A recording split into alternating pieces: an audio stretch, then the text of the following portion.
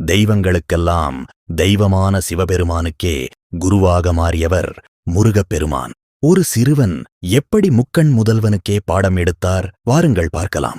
ஒருமுறை பிரம்மதேவர் கைலாயம் வந்தபோது சிறுவன் முருகன் அவரிடம் ஒரு கேள்வி கேட்டார். படைப்புத் தொழில் செய்யும் உமக்கு ஓங்காரத்தின் பொருள் தெரியுமா என்று. பதில் தெரியாமல் பிரம்மா விழிக்க, அடிப்படை தெரியாத நீ எப்படி படைக்கலாம் என்று கூறி அவரைச் சிறையில் அடைத்தார் முருகன். விஷயம் கேள்விப்பட்டு சிவபெருமான் நேரில் வந்தார். மைந்தா, பிரம்மாவை விடுவி, உனக்கு மட்டும் அந்த மந்திரத்தின் பொருள் தெரியுமா என்று கேட்டார். அதற்கு முருகன் சொன்ன பதில், தெரியுமே, ஆனால் அதை உபதேசமாகப் பெற வேண்டுமென்றால் நீர் ஒரு சீடனைப் போலப் பணிந்து கேட்க வேண்டும் என்றார்.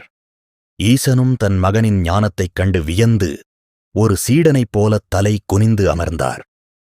முருகப்பெருமான் சிவபெருமானின் காதில் ஓம் எனும் பிரணவ மந்திரத்தின் இரகசியத்தை உபதேசித்தார்.